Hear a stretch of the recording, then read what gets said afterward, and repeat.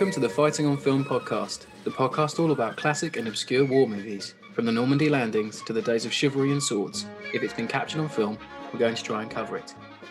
I'm Robbie of RM Military History. I'm Matthew Moss of Historical Firearms and the Armourer's Bench.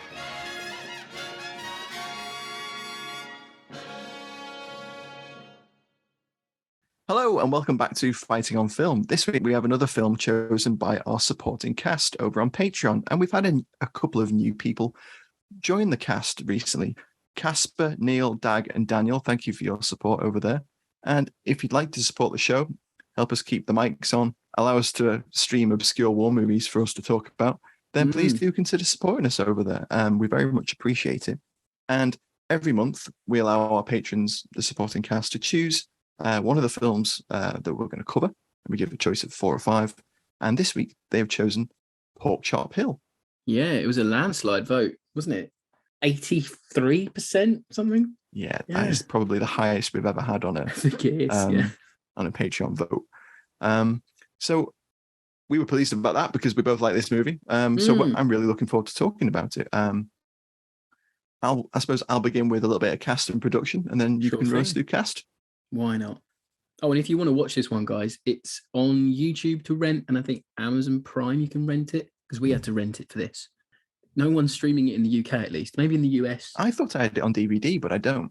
I thought I did as well. And then I went through, and I was like, where's Gregory Peck's face? So, this film was directed by Lewis Milestone, 2-time Oscar winner.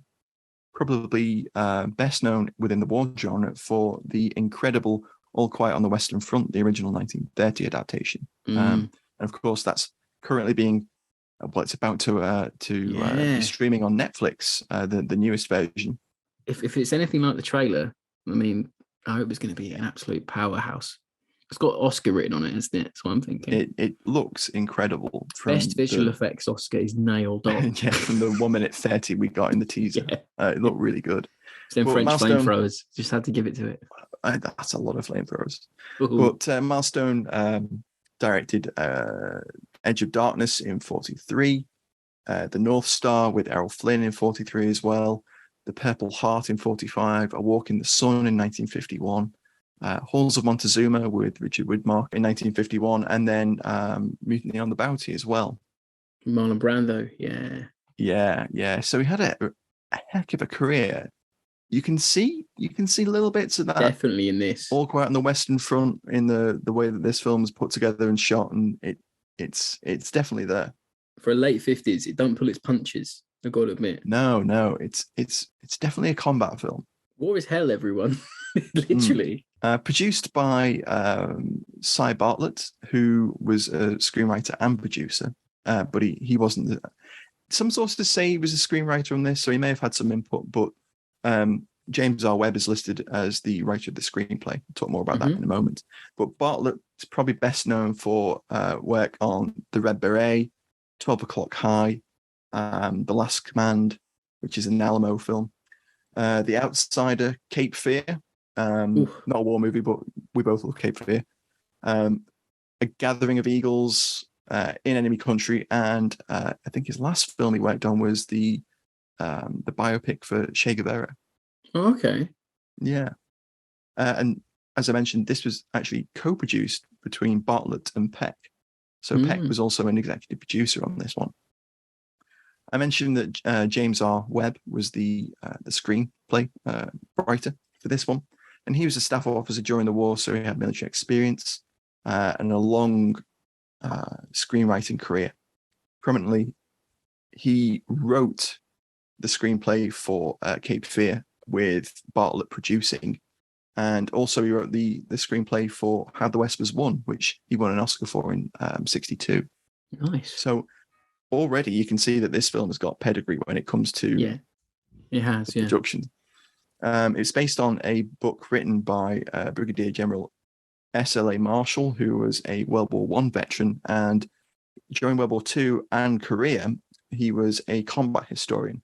So he'd go out and interview troops in the field and get after-action reports. Wow! Just after they've been out in action on operations.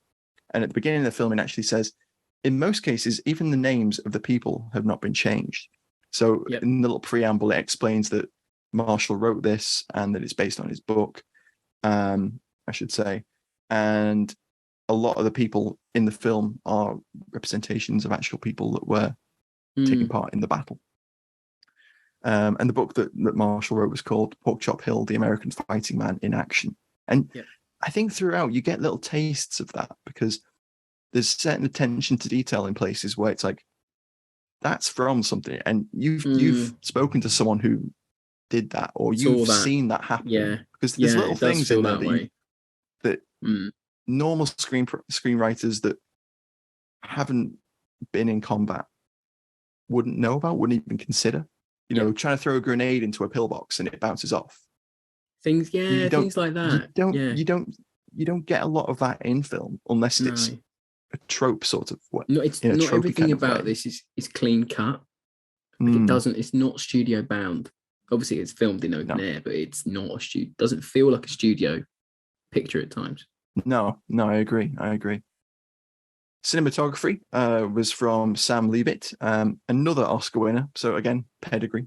China Venture in 1953, Mission Over Korea 53, The Court Martial of Billy Mitchell in 55, and Major Dundee in 1965, which is a really interesting Western movie with Richard Harris.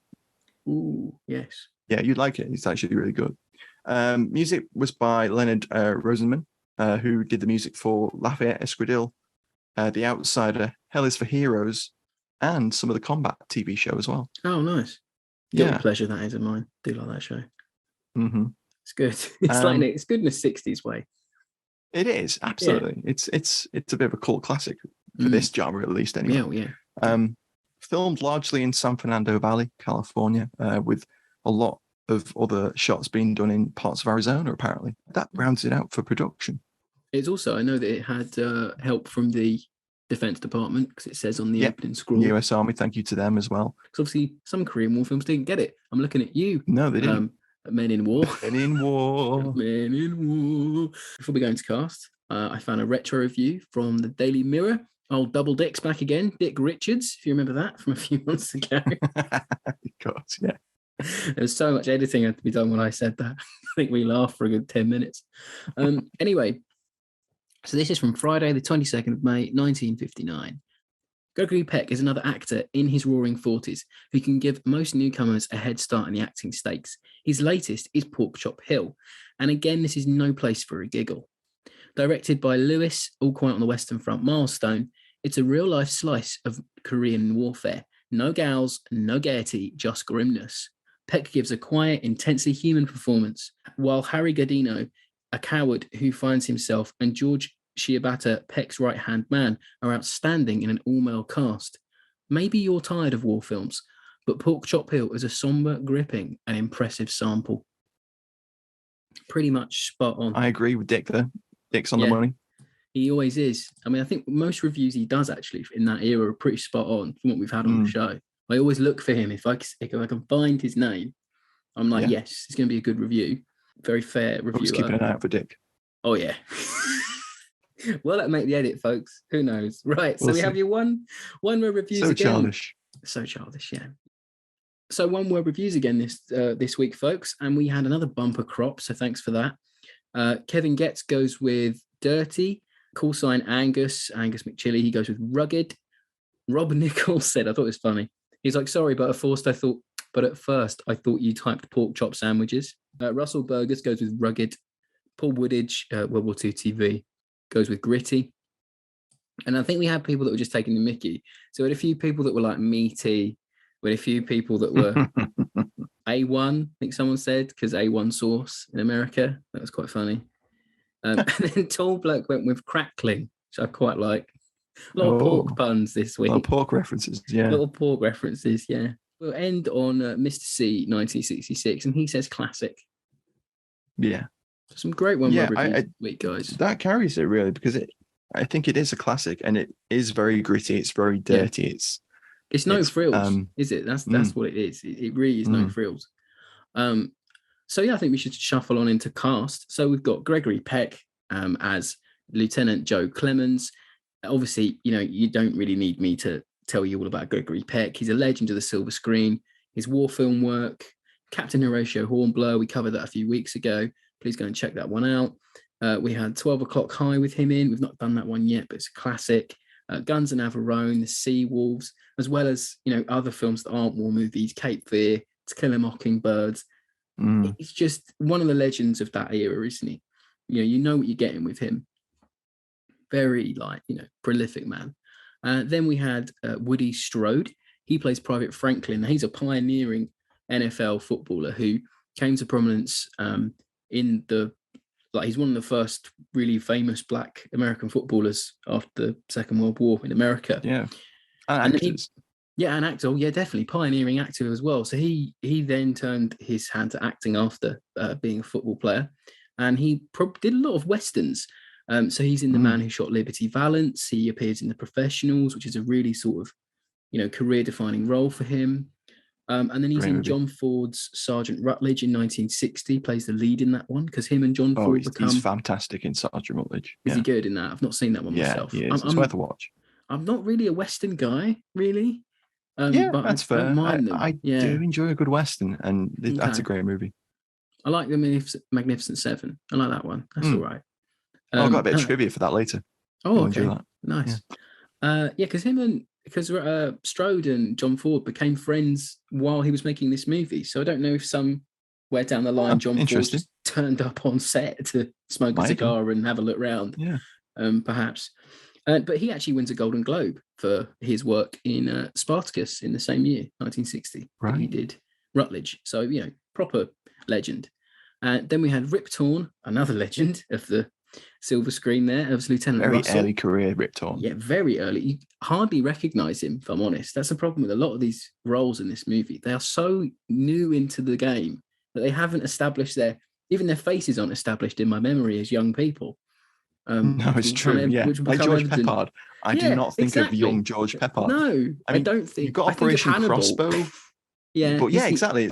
It's 18, just think of 18. Yeah. You can't help it. But going back to Rip Torn, he wins an Academy Award. He's an Academy Award nominee for Cross Creek in 1983. In terms of war films, he was in Beach Red in 1967. I do Beach Red. It's quite an interesting one. And then he was Artie on the Larry Saunders Show in the 90s. That was one of his bigger roles. And then we have George Peppard as Corporal Fedderson. And obviously you'll know him from, his landmark role was, one of his landmark roles, was in Breakfast at Tiffany's in 1961. Then he'd go on to be immortalised in the A-Team as Hannibal. But he also worked on quite a few war films in the 60s. He was in The Victors, The Blue Max, Tobruk, and Operation Crossbow. Yeah. But the thing is, though, about Peppard, I don't know about you, Matt, but whenever he pops up in something that isn't the A-Team, I'm like, oh, it's George Peppard. I didn't know he did other things. He's one of them kind of actors. I know what you mean there. Yeah. Yeah. And then we had George Shibata, who plays Lieutenant Oashi, and he was a paratrooper, and he did some peacekeeping work in Berlin, in Germany after the war. Oh, wow. Okay. And then he was a West Point graduate as well. And he turned actor, and this is the film he got a big break in. He was personally brought in by the real Joe Clemens to play a character who his character is based on, who's a real chap, sergeant. And Peck said this about his casting. This bit of casting was unorthodox, even for Hollywood. We were having great difficulty getting the right person for the part. It called for someone with a certain youthful toughness and a military aura. Happy for us, technical advisor, Captain Joe Clemens, discovered his former West Point classmate while attending the USC Law School. Wow, interesting. Yeah. And then he has a couple of roles after. He's in Hell to Eternity, which is a Second World War picture. Yes. In 1960. Yeah. And then he was in The Wackiest Ship in the Army. Oh, right. Okay. Yeah. And then he has a couple of other roles. I think he does some television work. He's in one of the episodes of The Hardy Boys. And then he goes on to become a lawyer. Oh, there you go. But he's fabulous in this. If he hadn't told me marvelous. that this was his first acting gig, never have known. There are no bad performances in this film. There are no bad performances in this film. No, there's not. As Matt said to me when we were planning this episode, he's like, it's all meat. It's no fat in this film. Yeah, it's all pork. It's all pork. So then we're just going to go through some of the cast quickly because there's just a lot of people in this. So you've got Norman Fell as Sergeant Coleman, you've got Cliff Ketchum as Corporal Payne, Robert Blake as Private Velly, Bob Steele plays Colonel Kern. You have William Wellman's son is in it. He plays Really? a character called Iron Man. Yeah, couldn't find him in Okay. it, so I'm not sure if they say Weird. his name out loud. But yeah, he's in it. And then you have a very, very young Harry Dean Stanton as a BAR gunner. And this is the first on-screen, or this is the first movie credit for Martin Landau as well, Ah, okay. of Mission Impossible fame. I think he is the officer that leads up whatever's left of Love Company. Yeah, Lieutenant Marshall. And equally as well, it's one of those classic battle films where after a while, everyone's just doing everything. And it's sort of hard to work out who people are. Apart from, because it's the things, Peck's Peck, because he's Gregory Peck in a World War II, he's Gregory Peck in a Korean War uniform. So it's like, I know who that is. But then random GI number 5 could be Martin Clunes for all I care, and I wouldn't be able to tell you halfway through this movie. Do you know what I mean? Yeah, Like, I do. I get a bit M1 helmet drunk, I think, after a while. But the cast is great in this. As you said, there's no bad performances. No one gets a short end of the stick. They all get their moments, and a lot of them meet a grisly end as well, which is another thing I wasn't expecting. So, I mean, should we talk about the plot a little bit? Yeah, so it's focused around the Second Battle of Pork Chop Hill. 1953. 1953, 7th Infantry Division, I think, if I remember rightly. And they're tasked with retaking the hill. And it's around the time of the UN mission to negotiate with the Chinese and North Koreans to bring about a ceasefire. That's all going on at that time. And the hill is explained to be a bit of a pawn in this. It's a focal point for a back and forth. And the Chinese are trying to find out whether the Americans are willing to spend, human lives to hold a relatively worthless point in what's going to be a demilitarized area. There are quite a few battles like that towards the end of the war, weren't they? Yeah. And I think this is a pretty solid representation of that kind of warfare. It looks great. And it's the Korean War's very First World War in places, isn't it? Fighting over big swathes of land, trenched, encamped warfare, things like that. It lends itself in the mind anyway to the First World War. Yeah, I can see what you're saying. Because especially when you see like videos of, especially British positions where they've got a setup on the top of a hill with a machine gun, artillery and mortars, and they just pummel the other side of the hill until it's time for a patrol to go up there. And then you think about the Indian battle, and that is a lot of wave attacks against troops who have dug in or who have set up defensive perimeters until they have to scarper away. But I think, in my mind, I always think it's a little bit like that. Well, you've done quite a few videos on the Korean War, haven't you, as well, and Imjin and around that period. So I did some stuff on the Belgians, but you could do, there's like Turkish troops in there. It's the one big scrap the UN got involved in, and everyone had a little bit to do in there. So it's a very interesting war if you're not clued up on it. And there are a lot of films about the Korean War, or a lot of American ones, and not a lot of British ones. Yeah. But when you just peel back the surface a little bit, there is a lot more on the Korean War than we give it credit for. Because this whole myth of it being, it's the forgotten war, I think it overtakes it a little bit, and then people do forget. Yeah, I think perhaps... You throw enough at a wall, some will stick. I think perhaps it's forgotten, and then people don't feel the need to go and find anything else about it. It's almost like the Korean War, what is most known about the Korean War is that it was forgotten. Yeah, it does feel that way. In the public consciousness. Anyway, we get back onto the film. I know before we go into a very deep discussion about the public consciousness around the war in Korea, should we move on to the alley tally? I think we should. Some really interesting stuff in this.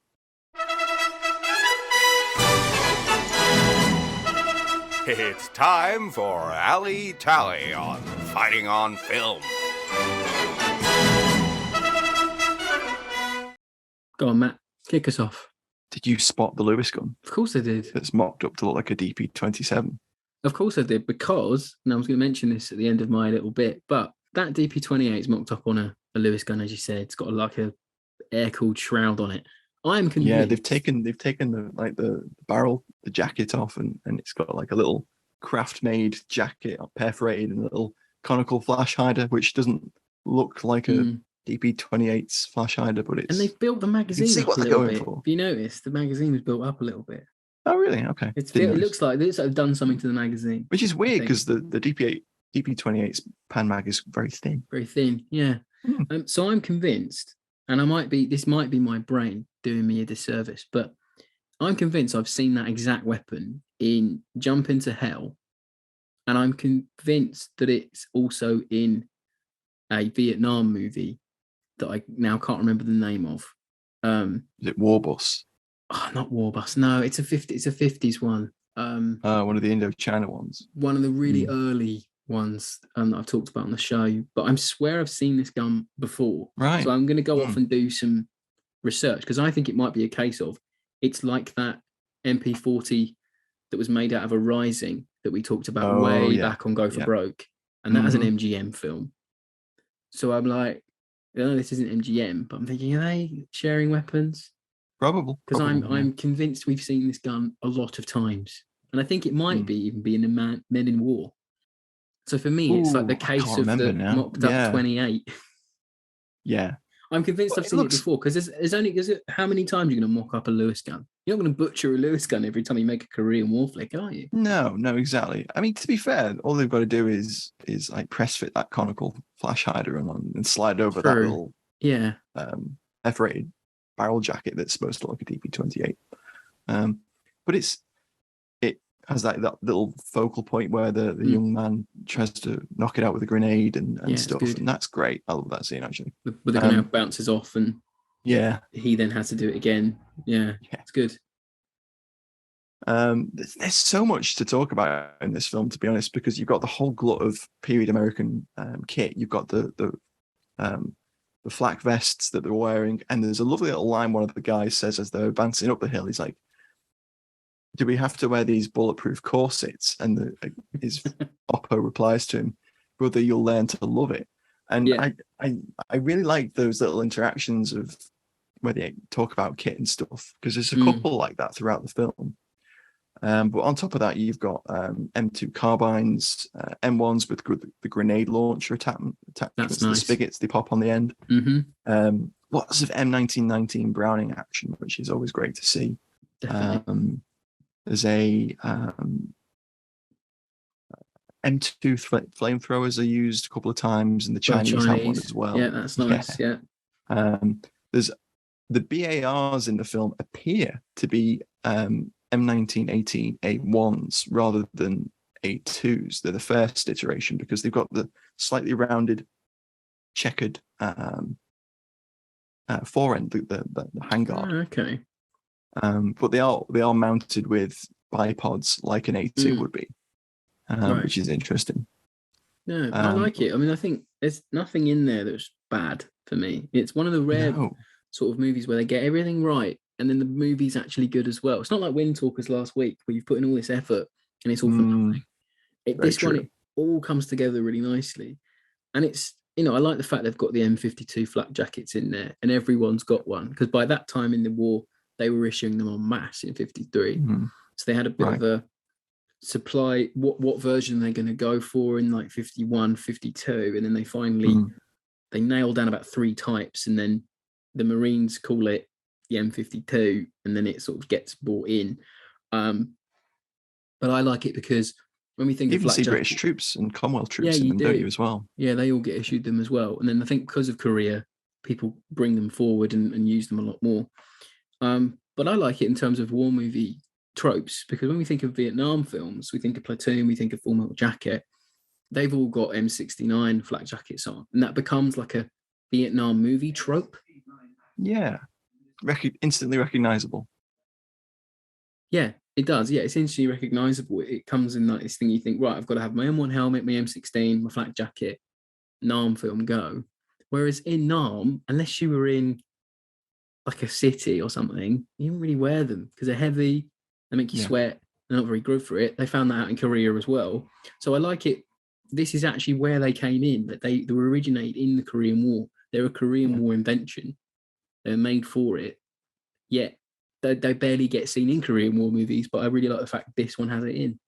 Yeah, I mean, coming off of that, I think a lot of Korean War movies are always set in those early phases of the war, where they're either falling back from the Chinese or they're on the advance.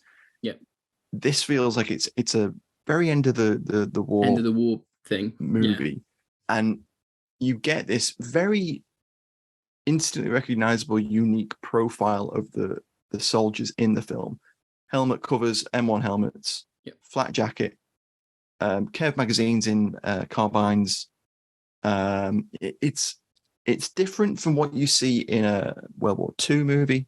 Yes. Although a lot of the kit is the same, weapons are the same. And it's different from what you see in, as you said, a Vietnam War movie.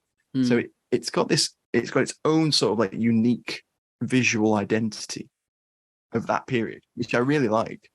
There's a good line in there when I think it's Shibata and Peck are talking during one of the lulls, and he says, "What's happening with all this push button warfare that I keep hearing about?" Yeah. And Peck goes, "We're the push buttons." Yeah, I made a note of that line too. I really like that. That's the writer or someone there has gone, Korean War seems like it's going to be the last of these types of wars. Let's say something about that. And I really like it. It really feels 50s. That whole sort of atomic era feels like something you'd say, doesn't it? It's a really atomic good modernity and all that. Yeah, absolutely. But it's an infantryman's fight. It's an infantryman's movie. Yeah. It's a really good analogy. I love it. It sets it apart from another, it sets it apart from Bedford Incident, where that's very nuclear based. Ice Station Zebra, those kind of movies that look at the nuclear aspects. Strangelove, Failsafe, etc. This is a good. They're all around that early Cold War period. Yeah, and this is it's a war movie, but it fits within this whole Cold War. This talk about this more later. But there's a proxy war movie if you think about it. Yeah, well, it fits in within. We've got representation of Chinese forces, which is really interesting, which I'm sure we'll talk about. PSYOPs, which this is the war that really became prominent with. Came in, yeah. But in terms of Chinese kit, I think this film the attention to detail is really quite impressive, because you've got PPSHs, Papashas. Obviously, they couldn't find a DP-28, so they made their own, which is always nice. But then they also have RDG-33 grenades. They do. Peak moments within that initial part of the battle where the Chinese jump up on the sandbag parapet and start throwing grenades down. And you get some really nice little close-ups, and you can see that it's either they've made the grenades to look exactly like RDG-33s, or they are, in fact, RDG-33s, which maybe wonder whether the US Army helped with some of that stuff, providing comblock. Yeah, I think that. Yeah, I mean, the Soviets. There's a lot of Mosin 9130s. Yeah, rifles. In there. That's what they're all carrying. Yeah, and the PPSH is in there as well. I think it must be, they've got them from other costumer, or the US Army's like, we've got loads of this Russian kit that we got at the end of the war. Like, use that. I think perhaps so, because I can't imagine armorers or studio armorers having that kind of kit of them on hand. Yeah. No, it's good. I really like. That's the thing about this movie. Again, it's everything looks right. Nothing stands out to be wrong. But I'm not even looking for it to be wrong. I'm just looking in terms of it adding to the film. It adds so much. Oh, there's nice little things in there, like the super bazooka and Greg, Greg, and Peck. Greg is. You can call him Greg. I don't think I can call him Greg. He's Bing Long dead. He won't know. He talks to a guy about keeping the sight in so it doesn't get dirty and things like that. It's nice little tidbits. Yeah. There's bits here and there. There's not too much over militarization of the script. It's just enough. It's that aesthetic detail that gets placed into these scenes, because as you said there's the Peck tells one of the guys to keep the super bazooka,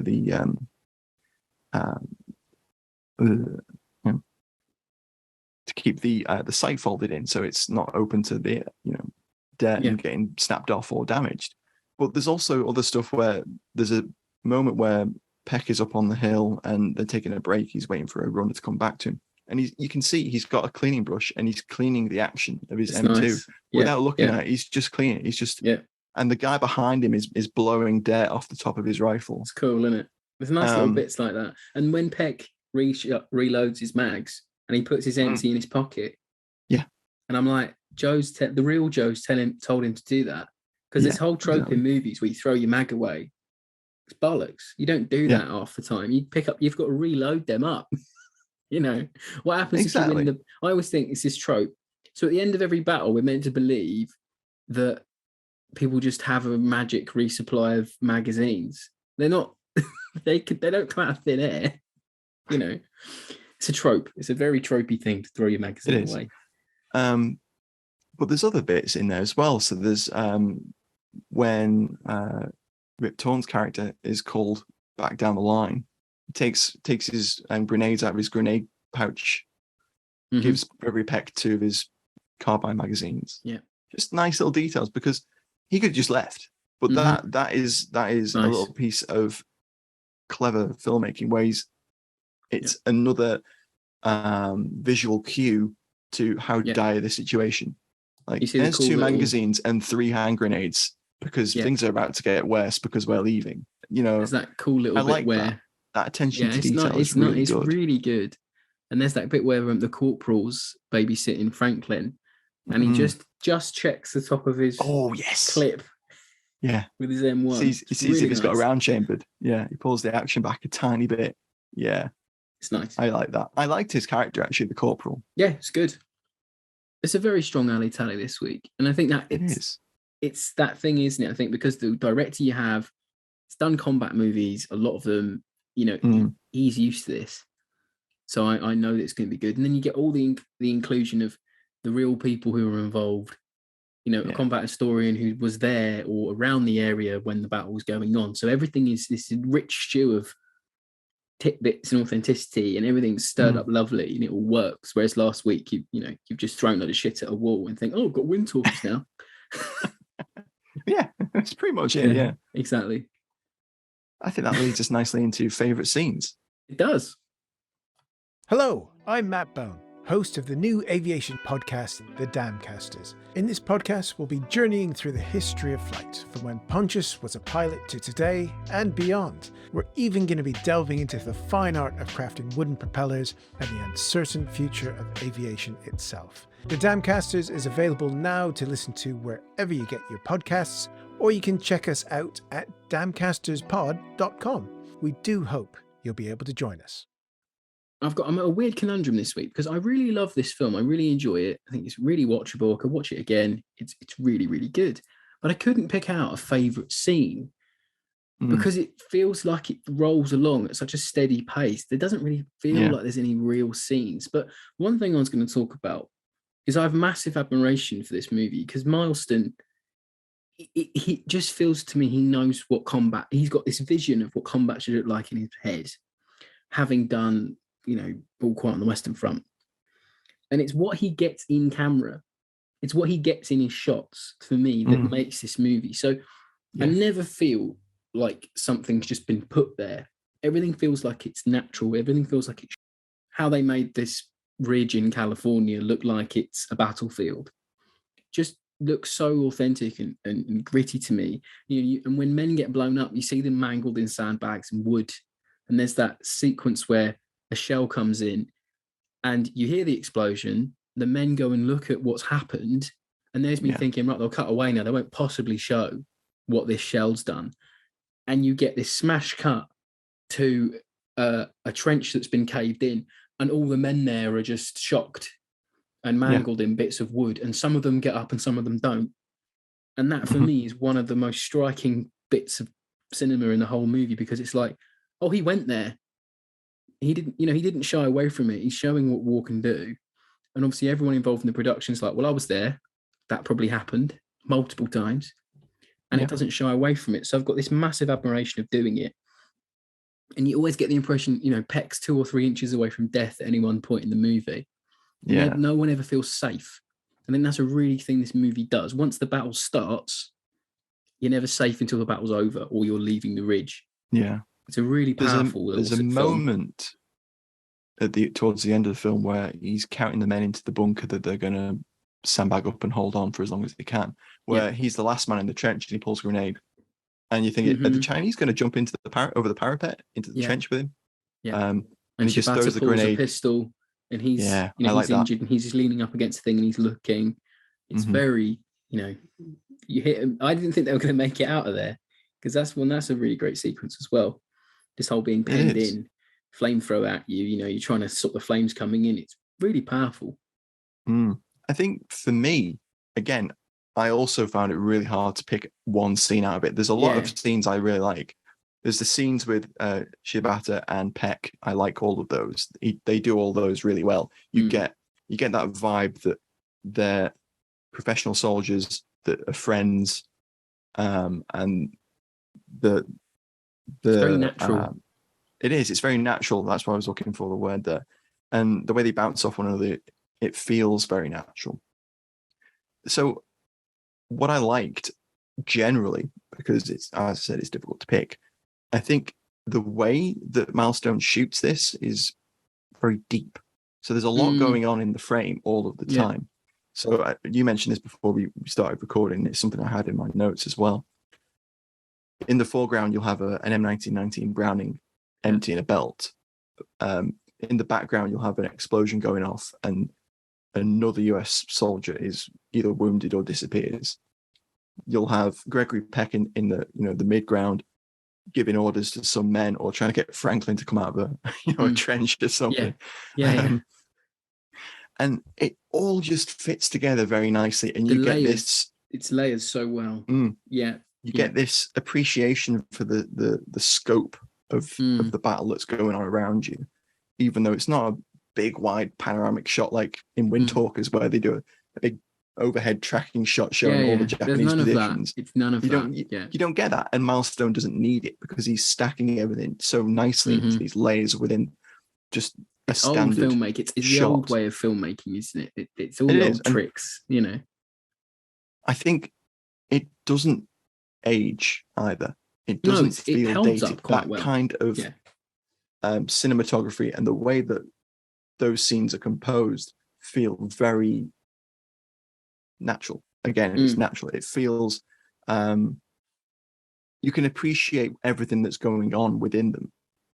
I like that. And I said to you before we were recording as well that it doesn't really. I don't have a favorite scene because it doesn't really dip.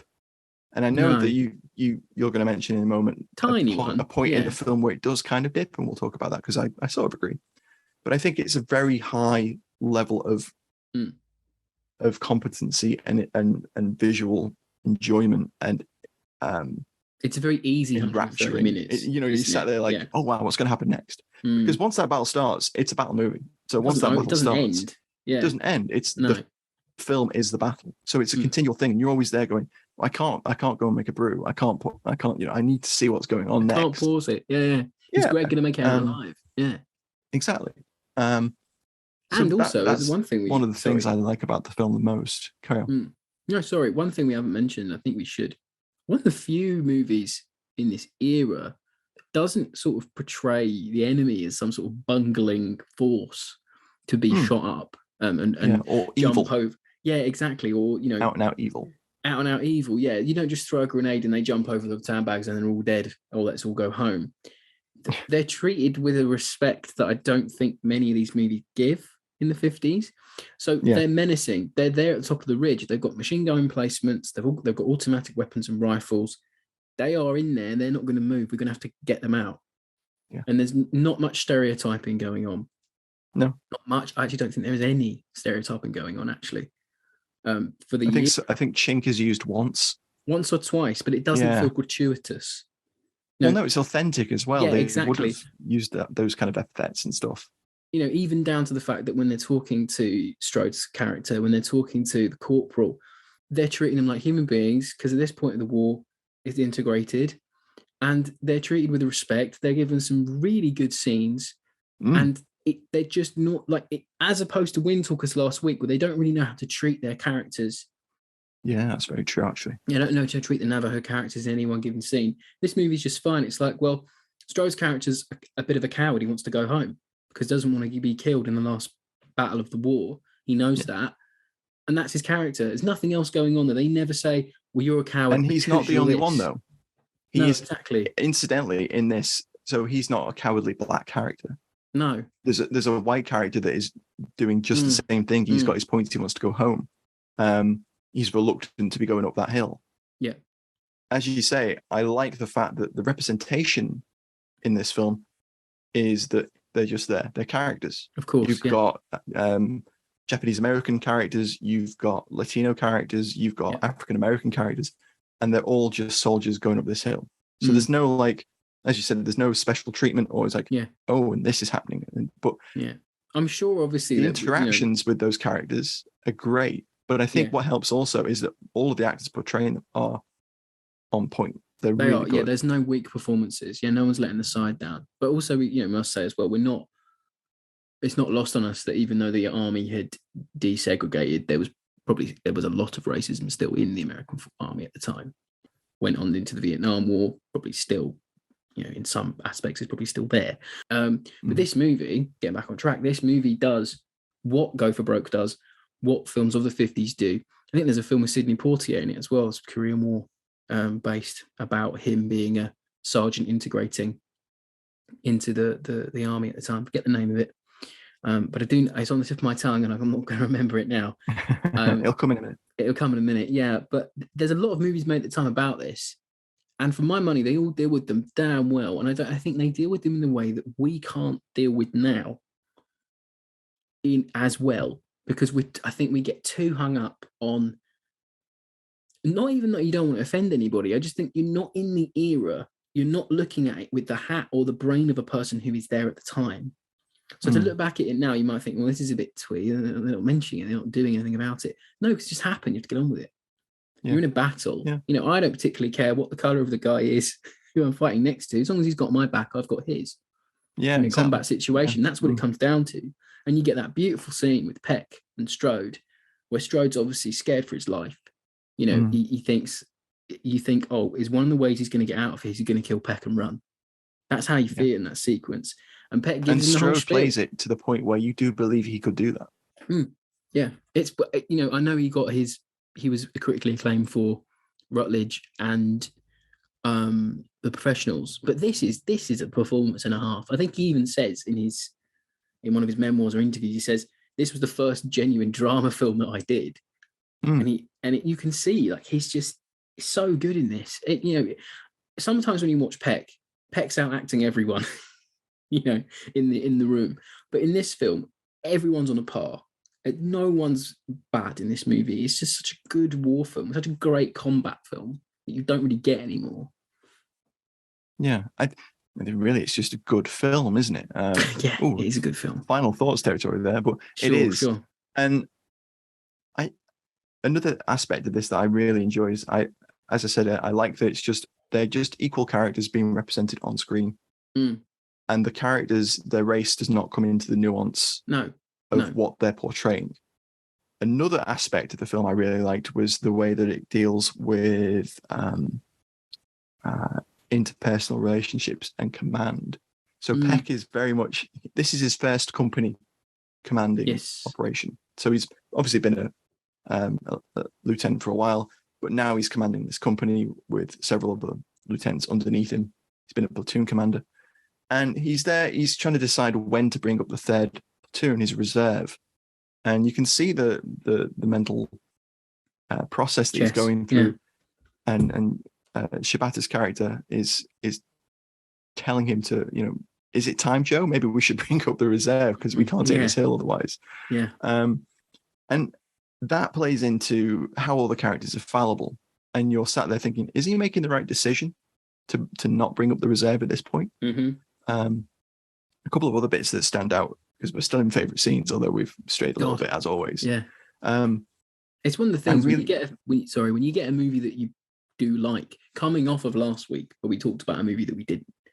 It's almost like you want to cram everything in and be like, well, I didn't, quick. You don't want to miss anything out. You don't want to do the listener a disservice by not mentioning something. Exactly. the scene I was going to mention was the one where the young runner tries to throw the grenade in. I mentioned it earlier briefly. Tries to throw a grenade into a machine gun nest, and it bounces off the mantle and explodes, and it wounds his arm. Yep.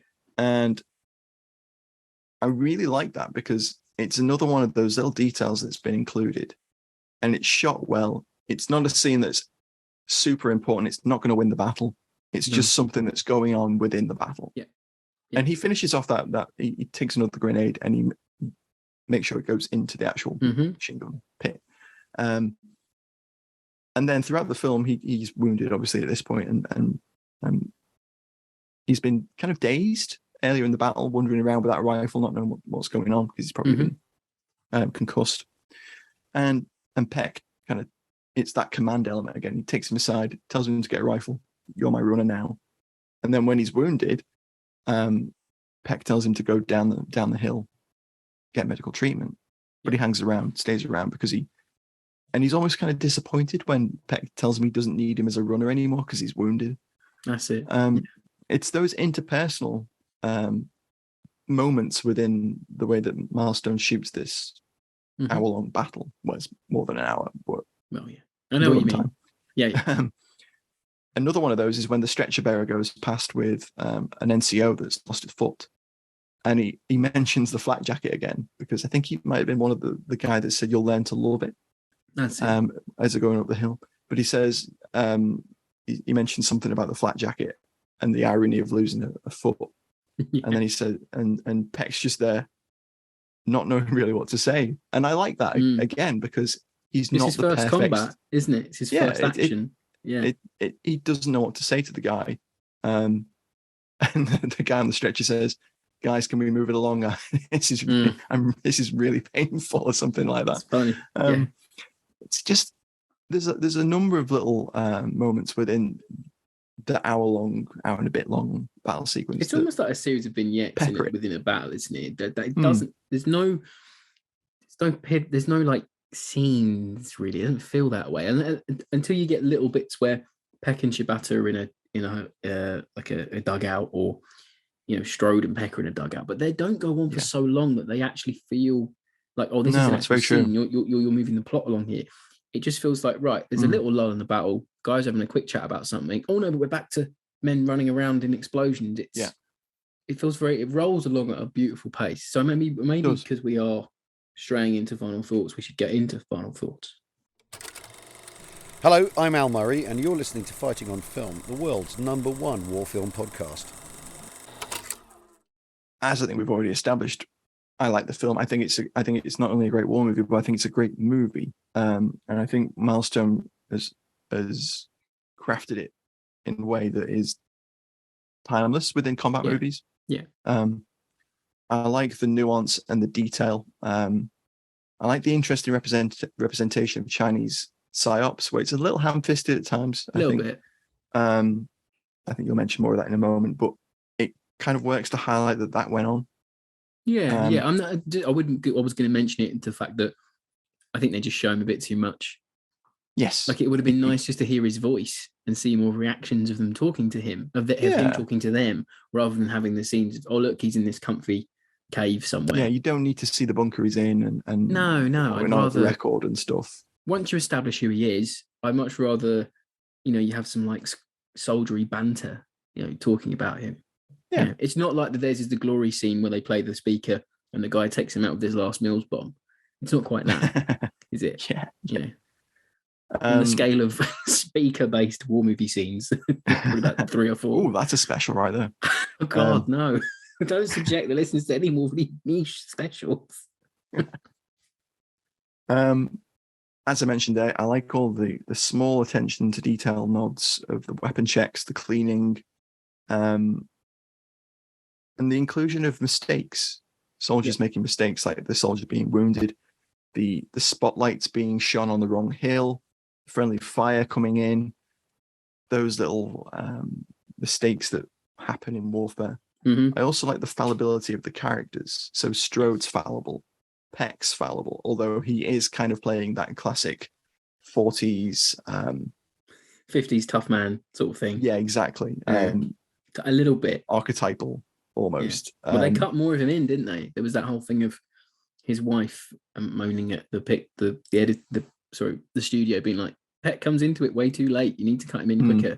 So some of the edit was changed. I think 20 minutes was taken out. Apparently, I think they cut some of the negotiation scenes. Thank God, with the UN really. and Chinese. Yeah, they're not that interesting. Yeah, what they have in there works, and it's perfectly paced, and it doesn't bog the movie down because we know that kind of thing was going on. Being aware of it at the start is enough. Yeah, exactly. It conveys this hill is a pawn in the negotiations, and that gets across, and it's enough. And I really like the dialogue in this film. So we've already mentioned a number of the lines. Strode's got some fantastic lines where his scenes with Peck. You mentioned the one about the push button warfare, which was great. There's a little scene between the corporal and Franklin Strode's character where the corporal's detailed to watch him, and he says, the black corporal says to him, "I've got a special interest in everything you do." Yeah, and that's a very interesting line. You could interpret it a number of ways, any way you like. Yeah, and it's just, I think he's actually a really good actor as well. And I think all of the scenes that he's in, small supporting role, but I think he plays them really well. And I think it's just really great close combat sequences. I think Milestone knows how to shoot that sort of film. It's just like a good, pure combat film that you don't often get, really. You know, it's in the vein of Steel Bayonets. It's in the vein of Nine Men. Yeah, it's a pure combat movie, but it's also got those men in war moments. Not the film, but men in war. I know what you mean. Yeah. It's not just a gun ho, shoot everyone up type thing. And it actually Milestone's has something balance to say. with that. Yeah, that's it. The balance. Well. There is balance. My only criticism, is a very small one, is that I think towards the end, it probably just outstays its welcome by about 10 minutes. Because I feel like they get to a point where they don't quite know what to do with the guys on the hill anymore. Yes. And then it cuts to the sequence of them negotiating, and the Chinese negotiators being very aloof with a cigarette, and the American guy comes out all upset, and he's like, "Oh, we're going to send another platoon in," or I don't know. But then when that's gone, you're like, okay, now I know the end of the movie's coming, and they don't quite know how to end it. It just sort of fizzles out a little bit. I think 10 minutes too long, perhaps. That's my only big criticism. I don't know whether it's a runtime issue. It's more of like a climax issue where there is almost no climax. Yeah, where they all fall back and the bunker itself is attacked by Chinese flamethrower teams. And I think that looks great, where the flames are licking through and the sandbags are being frantically thrown up. And it's a really brilliant sequence. You already mentioned Shibata's character with his 1911 already. It's a real... Right at the entrance as well. So if they burst in, he's going to give them some rounds. Yeah. Exactly. Nice. Like and it's a tense, brilliantly shot moment. But then that's the climax of the battle. And obviously the cavalry arrive and sweep the Chinese back down the other side of the hill. But it doesn't quite live up to the combat sequences we've had earlier in the film. And because they're so strong, that climax, while it's good, feels a little bit undercooked, perhaps underdone, just slightly I don't underdone. know that it's undercooked, but it just doesn't give that resolution that you're hoping for. No, I like the end bit of Gregory and co walking down the hill. You've got fresh troops going up to reinforce. And you know, you get a nice outro dialogue by Peck saying, you know, millions can live in freedom because we fought on the hill, all that sort of thing. It's nice ending. I just think you're right. There's something there, and it's only very minor. It doesn't detract from the film as a whole. It's everything Wind Talkers wasn't really coming off. It's almost like the perfect film to come off of, because it's got all this authenticity. It's got all this everything else, and it's still got the good plot. And you know, you're dealing with a racially diverse cast, and you're not doing anyone a disservice. And I think that's why this film works. I don't come out away feeling, well, they treated that character bad. They didn't do that properly. No, it all just works. And it's probably to do with Milestone, that he's coming off of a career of doing this stuff as his bread and butter, and he knows how to do it. Whereas, to mention it last week, John Woo hadn't done a war film ever. No, that's very true. Going in. Action. and than that's very actually telling. not done a war film. And I think Milestone made a career off the back of doing war movies. It all comes together and it's all lovely. And in the back catalogue of Peck movies, I think it's maybe one of his. People don't think of this one as much when they think of No, Peck. they don't. But it's up there, and It's up there. I think this is Definitely up there. probably Milestone's second best war movie. Well, it has to be, doesn't it? Yeah. Yeah, I haven't seen all of the others, but I know some of them aren't as good as this one. I know that much. And then it's hard to top All Quiet on the Western Front once you've done that. It is, yeah. So I can't wait Netflix for the sequel. Netflix are going to have a good go, aren't they? Yeah, I can't wait for the readaptation. Yeah, it's going to be interesting. I said sequel. Cut that bit. I don't know why I said sequel. It's not a sequel. All Quiet on the Western Front 2. All Quiet on the Western Front harder. Back to the trenches. Coming next summer. Butterfly. It's the summer sequel everyone asked for. All Quiet on the Western Front 2. Starring Christian Slater and Nicolas Cage. No. Directed by John Woo. Directed by John Woo. I'm going to go fight for the German army, man.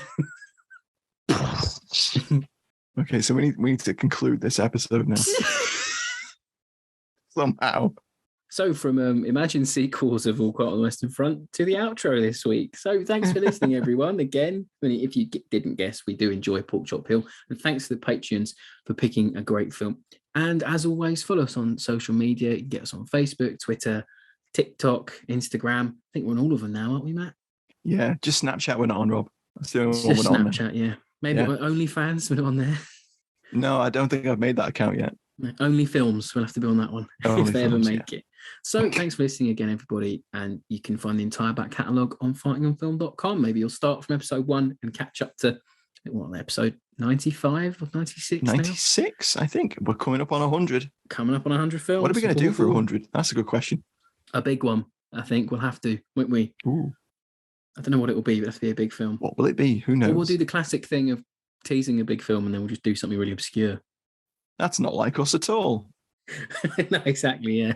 Thanks for listening, everyone, and we'll catch you again next week when I think we have Bridget Remagen with Peter Cadigan as our guest. Thanks, everyone. Bye. Bye.